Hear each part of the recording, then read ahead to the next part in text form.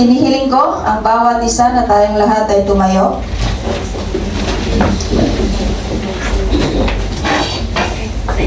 Ay, bakit yan na? Okay.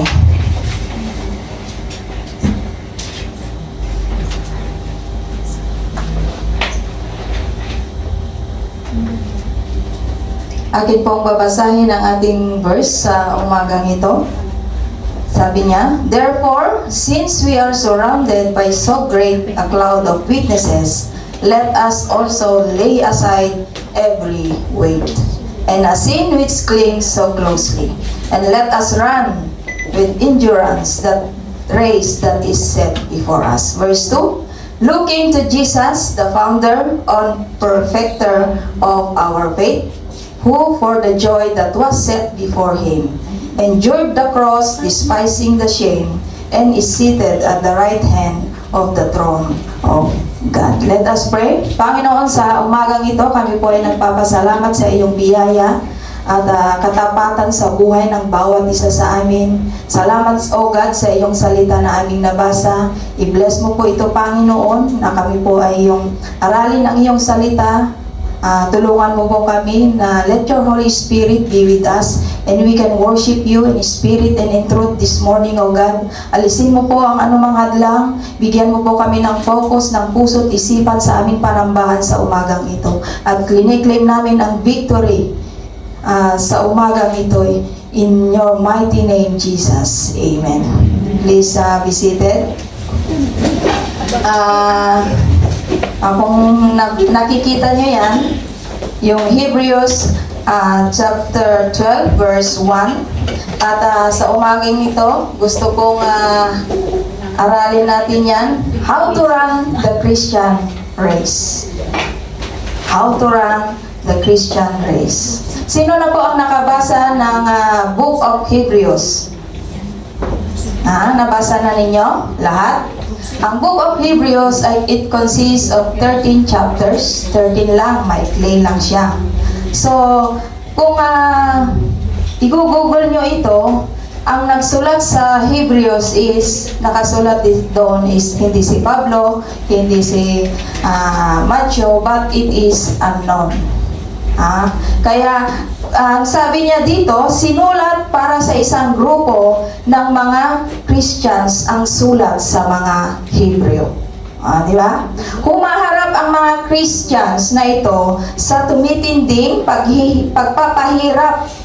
Kaya naisip na nilang iwanan ang faith nila kay Jesus. Ang faith nila. So, ang nagsulat sa Hebreo, ini-encourage sila para palakasin ang faith nila. Ginamit ng sumulat, sa example sa faith, ang mga sikat or ang mga familiar na tao sa history ng Israel. Doon po mababasa doon sa Hebrews 11. Makikita natin doon yung the whole of faith. Mababasa niyo doon yung by faith si Enoch ay hindi naranasan ng namatay. By faith si Abraham. O lahat, mababasa niyo doon by faith. How Abel and Enoch and Noah and Abraham and Moses and many others endured sufferings and overcome challenges, obstacles, and ran the race of faith that was set before them. So, doon nyo po mababasa. So, sa ating lahat, each of us has obstacles that we have to face in our lives too. But this verse reminds us that we are not the first. Hindi po yung tayo yung pinakauna. We are not the first to run the Christian race. Others have gone before us. Maybe in our family, doon po sa mga grandmothers, grandfathers natin na nauna na. At doon po sa Biblia, in the Old Testament, nauna na. So, in chapter 12, nandito na yung chapter 12, yung verse natin, sinasabihan niya na sila ay patuloy na maging tapat hanggang sa huli. I-focus ang tingin nila kay Jesus at tiisin ang kahit anong suffering at pagpapahirap na dumating sa kanila. Yun po yung sinasabi ng sumulat sa Hebrews. So, kung babasahin nyo, nagtatapos ang sulat sa mga Hebrews na puno ng advices at warnings. Kung hindi nyo pa nabasa, try to read, mga kapatid, yung book of Hebrews. So, Christian life is like a race. Naniniwala kayo? Christian life is like a race. Unfortunately, most people never finish it. Di ba? Some are get tired. Sino na ang pagod sa inyo? Some are get waylaid or nalilihis or naliligaw. Some are sidetracked, nalihis. Or some are distracted. Or nagulo or naguguluhan. Diba? To win the race, we must eliminate distractions and maintain the unwavering focus on Jesus. When we say unwavering, hindi natitinag. And persistently run toward their God-given purpose until the finish line. So this morning, we're going to study as how to run the Christian race. How to run the Christian race?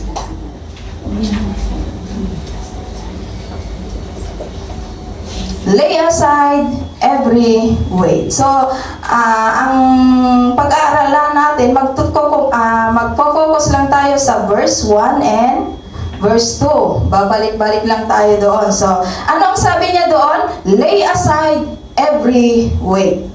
Kumusta mga kapatid ang iyong mga dinadala? Mabigat ba ang iyong mga dalahin sa umagang ito? Sabi niya doon, let us also lay aside every weight and the sin which clings so closely. Ano ang sabi niya? Lay aside, that is a command. Tanggalin natin ang anumang balakid at ang kasalanang kumakapit sa atin. Doon po sa mga serious runners, ano pong nakikita ninyo? Yung mga, sino po ang runner, ang kanya, ang running, ang kanyang sports? Di ba? Sino po ang sports niyo doon is running? Talagang 100 meter dash, 200 meter dash, shak-sakat 1 meter. That's not my sports. Sino po ang magaling sa runner? O, di ba alam nyo? Kung runner kayo, di ba ang suot is two-piece?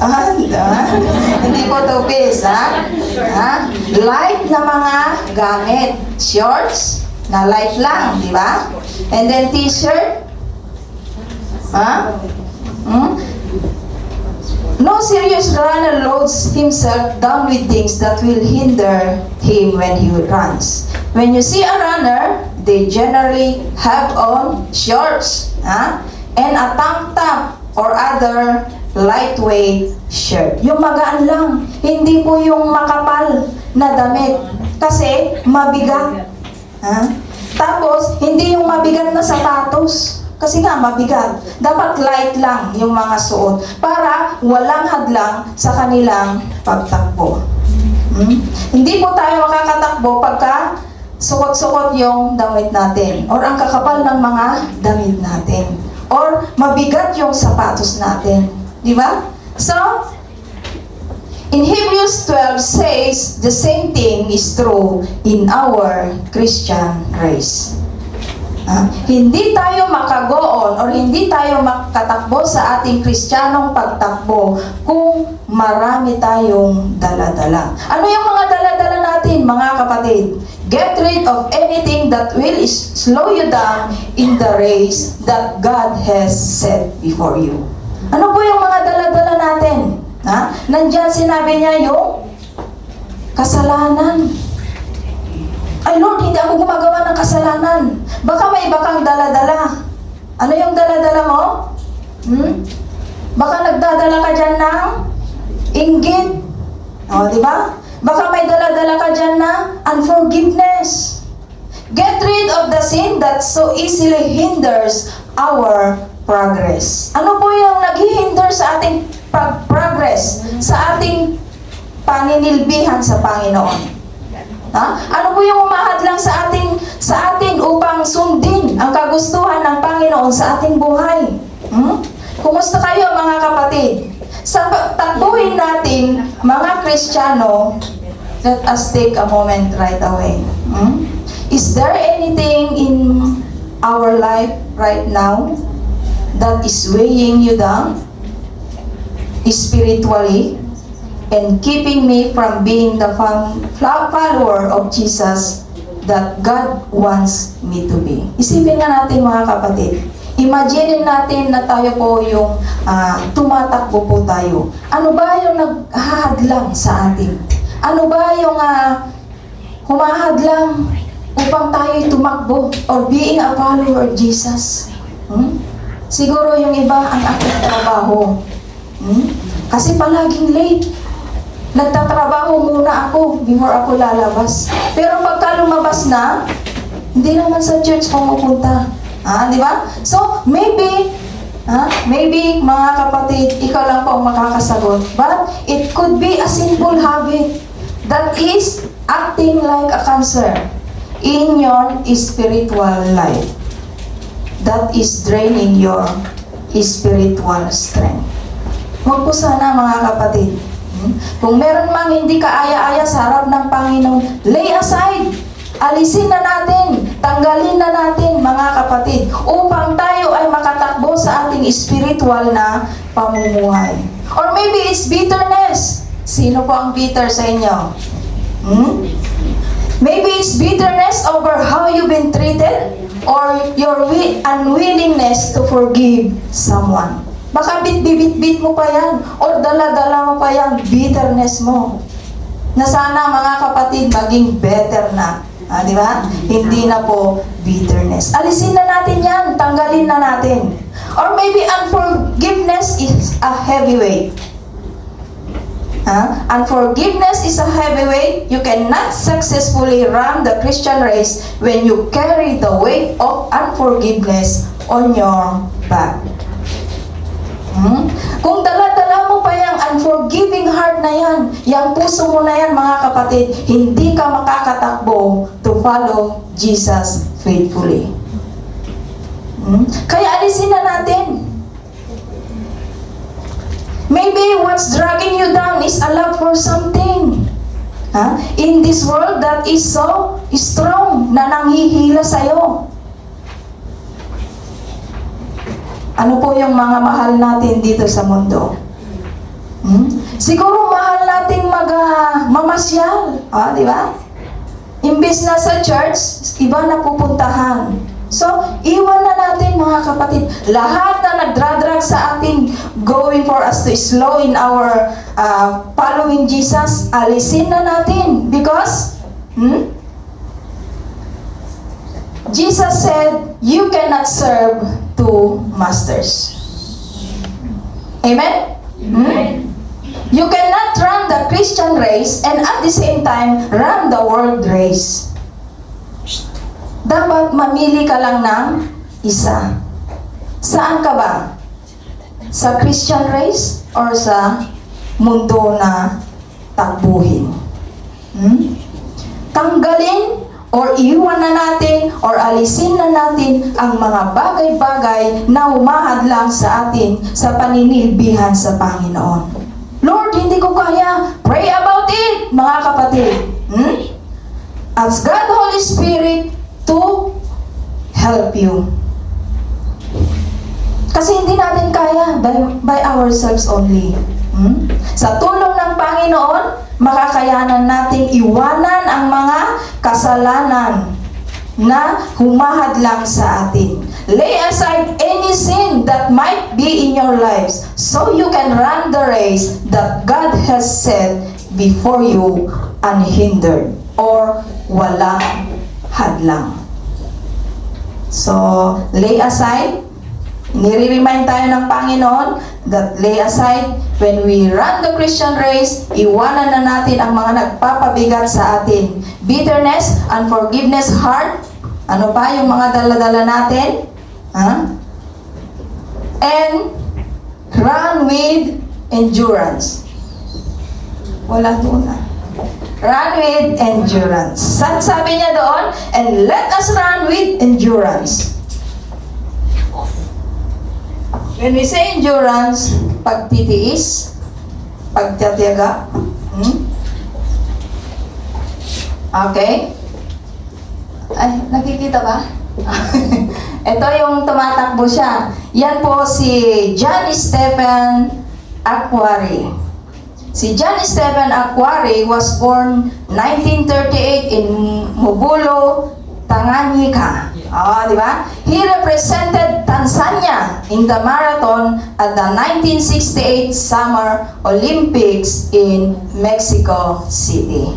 When competing in the marathon in Mexico City, nag-cramp yung paa niya dahil sa taas ng kanilang tinatakbo. Kasi doon sa city nila, hindi siya nag-train ng ganun. Siguro puro patad yung pinag-trainingan niya. Hindi siya nag-train na tumakbo sa mataas na place. At the 19-kilometer point, during the 42-kilometer race, he was hit by other runners. Nabunggo siya. And then yung pagkabunggo niya, he fell, badly wounding his knee and dislocating the joint. Talagang, kaya makikita nyo, nakabenda yung paa niya because yung knee niya is na-dislocate yan. And plus, his shoulder hit hard against the pavement. Parang ako his shoulder against the pavement. So, medyo grabe yung tama ng shoulder. And then, he, however, continued running. Kung kayo yung ganon, stop na, hindi na ako makasakit hindi na ako makatakbo. So, nag-i-stop na tayo.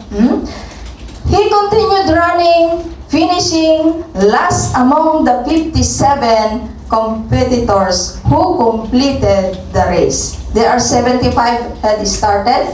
Nag-start sila, there are 75. Ang nagtapos lang is 57. So, lahat ng mga nakikirace, hindi natatapos. Di ba? Hindi natatapos yung race na takbuhin. The winner of the marathon finished in 2 hours, 20 minutes, and 26 seconds. Yung winner yun and Akhwari finished in 3 hours, 25 minutes, and 27 seconds. Nung mag-finish na siya, wala nang tao. A few thousands people left in the stadium and the sun had set. Talagang yung nag-impisa sila ng medyo afternoon siguro, tapos wala nang tao kasi wala na nga, siya na ang last. Di ba? At yung television crew, mag-close na. A television crew was sent out from the medal ceremony when word was received that there was one more runner about to finish. At dapat hindi may isang runner. Hindi pa siya tapos, about to finish pa lang. As he finally crossed the finish line, a cheer game from the small crowd. Talagang may nagpalakpakan pa rin. Pero small na siya. Small crowd na. Di ba? Pag stadium, maraming tao. Di ba? Pero yung naiiwan na lang is siguro yung ka-Mexico niya. Di ba? Or yung mga cheerers niya. Yun na lang ang mga naiiwan. Tinapos niya ang kanyang race. Kahit ganon ang kanyang sitwasyon. Hindi siya nag-stop, hindi siya nag-quit. When interviewed him later and asked why he continued running, he said, anong mababasa niyo? Pakibasa nga. My country has been my personal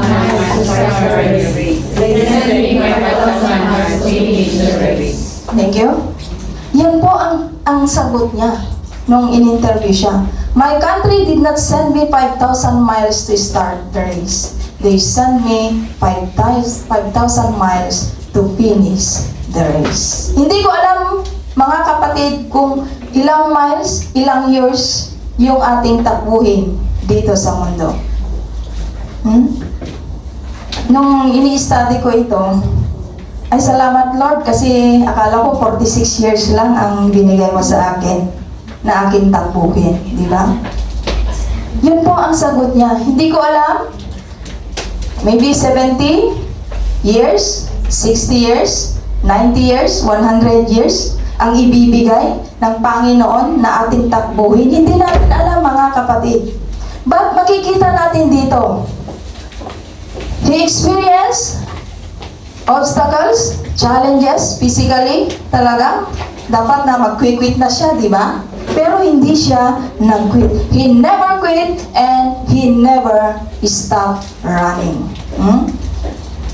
Christian life is not a sprint. When we say sprint, run at full speed over short time or short distance, that is sprint. Christian life is like a marathon. When we say marathon, a long distance running race. Long distance, hindi po short. So, marami ang nag-i-stop or marami ang nag-quit kasi long distance nga eh.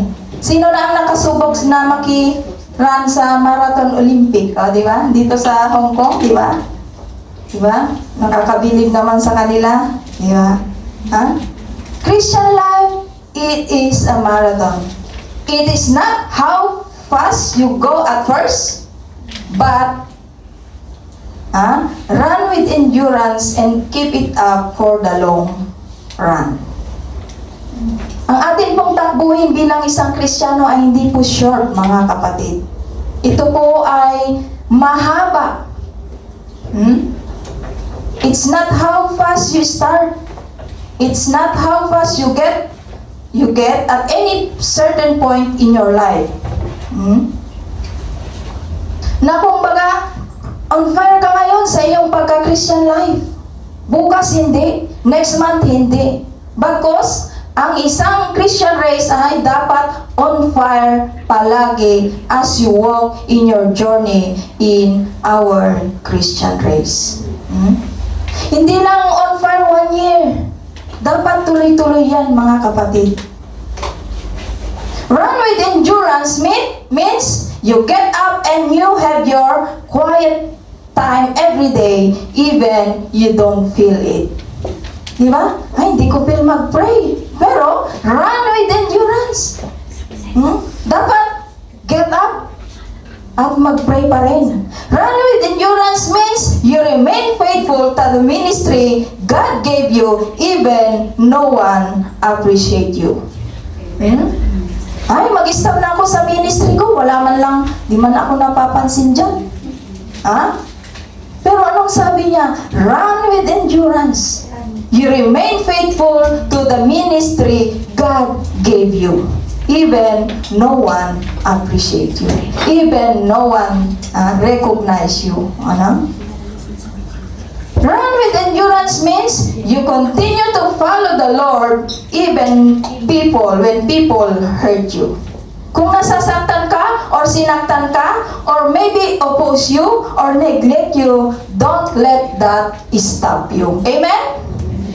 Kung nasabi ng ating mga kapatid na nasaktan ka, na-oppose ka, or hindi ka napapansin, let us run. Magtuloy-tuloy po tayo sa paninilbihan sa Panginoon. Kung wala ang ating kaibigan na nagdadala sa atin, let us go to church. Amen? Amen. Huwag na natin hintayin yung ating kaibigan na nagdala sa atin. Kasi nalihis na siya. Ikaw, you want to follow Jesus. So, run. Run with endurance means you keep following the Lord even as you go through some difficult trials in your life. Oh, ang hirap naman, ha?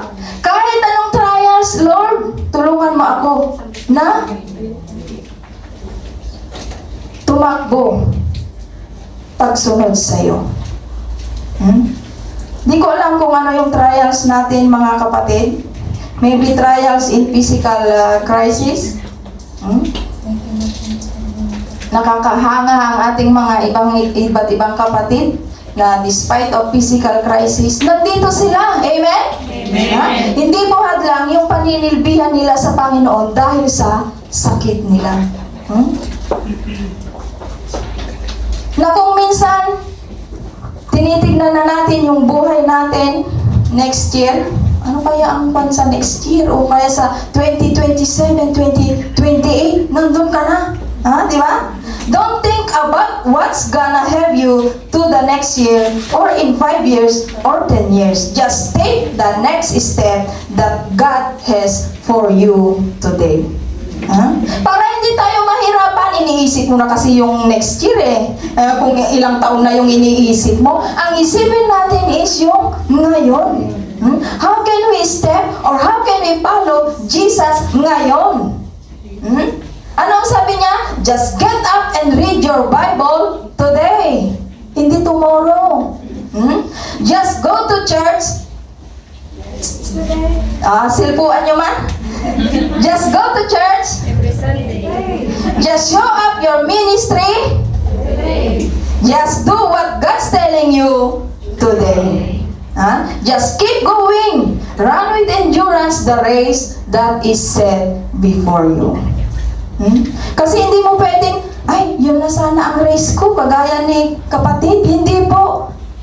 Meron po tayong nakaset na race para sa atin lang. Hindi mo pwedeng, ay, yun sana ang takbuhin ko kasi magaan yung buhay niya. Hindi po. God allows every trials na dumating sa ating buhay to refine our faithfulness to Him. Dahil binibigyan niya tayo ng pagsubok, alam ng Panginoon na kaya natin. Amen? Amen. Huwag mong gayahin, huwag mong sabihin na, yun na sanang takbuhin ko. Buti pa siya, mayaman. Ako, naghihirap. Diba? But God allow us, isipin natin, that is your race. Makikita dyan kung ikaw ba ay magpapatuloy or magpapa-stop or mag-quit. Diba? So alam yan ng Panginoon. Run with endurance the race that is set before you. Nakaset na yan. Hindi mo pwedeng, ay ayaw ko ito Lord. Itong set na ito ayaw ko. Hindi. That is set before you.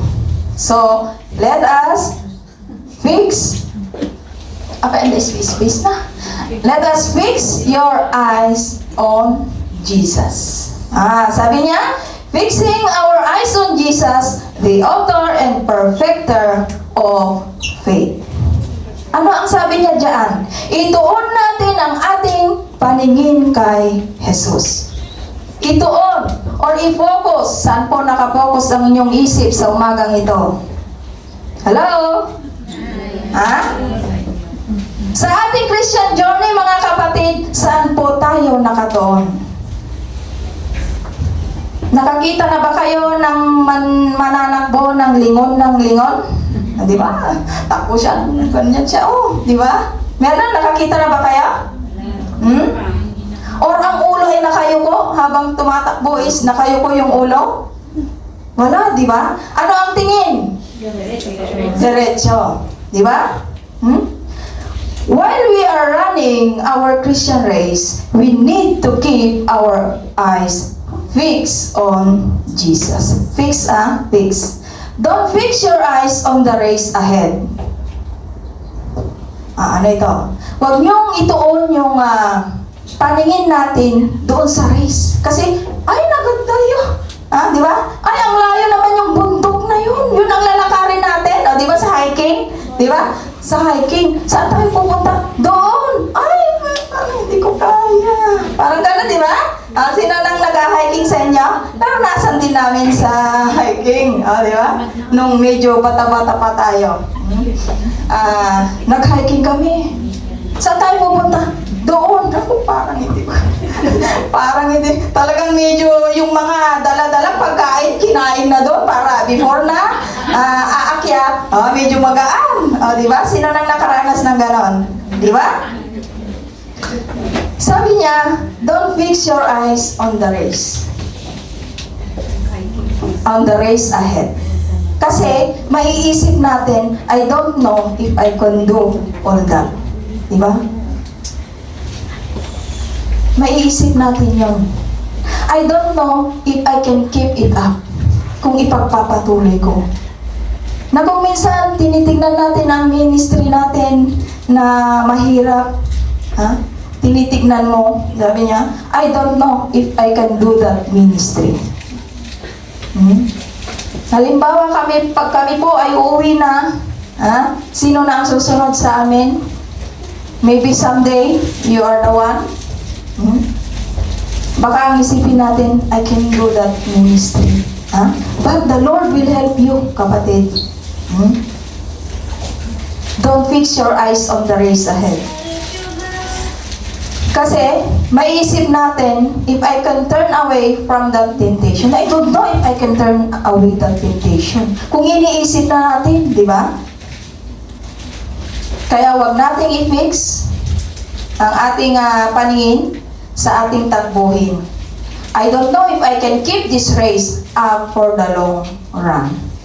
Dami nating maiisip, ang dami nating negative na maiisip. But, don't look at the race. You can't do it by yourself. Just look to Jesus. Amen? And don't look at the other runners. Huwag niyong tignan yung ibang runners. Sometimes in our Christian, we fix our eyes on people. We fix our eyes on people in the church that are who offensive, selfish, and inconsistent. Di ba? At ito ang nagiging dahilan kung minsan kung bakit tayo nag-i-stop sa ating paninilbihan sa Panginoon. If we will fix our eyes on the people in the church, kung hindi na meet yung expectation mo, doon ka na mag-i-stop. Di ba? Don't look at the other runners, you just run after Jesus. If we want to win the race of faith, we've got to keep our eyes fixed on the Lord. Because if we fix our eyes on the other runners, merong good ones, merong bad ones, di ba? Hindi naman lahat is good dito sa mundong ito because we are still here in the sinful world. Kung nakatuon po yung paningin natin sa mga tao, will be disappointed. Sino na po ang na-disappointed sa inyo? Pastor will disappoint you. Kung nakatuon kayo sa minister, kung nakatuon ang paningin nyo sa pastors, sometimes pastors will disappoint you. Church members will disappoint you. Saan po nakapokus ang ating paninilbihan sa Panginoon? Family members will disappoint you. Ang sabi ng family mo, huwag ka nang mag-church yan. Di ba? Church members will disappoint you sa mga members. Di ba? And then, circumstances will disappoint you. Mga pagsubok sa buhay. But, anong sabi ng Panginoon? Fix your eyes on Jesus. He will never disappoint you. He is totally faithful. He is truly trustworthy. He will never leave you, nor? Okay, thank you. At alam nyo, He loved you so much that He died on the cross to pay your sin and rose again to be your living Savior. So if you look to Him, He will take you. Di ba? Kung nakatingin ka, kung nakatuon ka sa Panginoon, He will take your hand and He will help you run the race. Di ba? Ang ganda? Hahawakan ng Panginoon ang iyong kamay. Kung nakatuon ka sa Kanya at tutulungan Kanya na tumakbo sa ating race dito sa mundo. Kagaya ni Apostle Paul. Paul was loyal, committed sa Panginoon until the end. In 2 Timothy 4:7, anong sabi niya? I have fought the good fight. I have finished the race. Diba? Yan si Paul. I have fought the good fight. I have finished the race. Si Apostle Paul ay dumaan sa maraming pagsubok, difficult challenges sa kanyang buhay, sa kanyang ministry, at sa kanyang pagsunod sa Panginoon. But Paul followed Jesus. Hindi siya nag-quit, gaano man kahirap, hindi siya nag-stop. Paul successfully completed the course or race that Jesus set before him. Let us fix our eyes on him, fix our eyes on Jesus. Amen? As our conclusion, wala nang conclusion Okay, run the race God has set before you.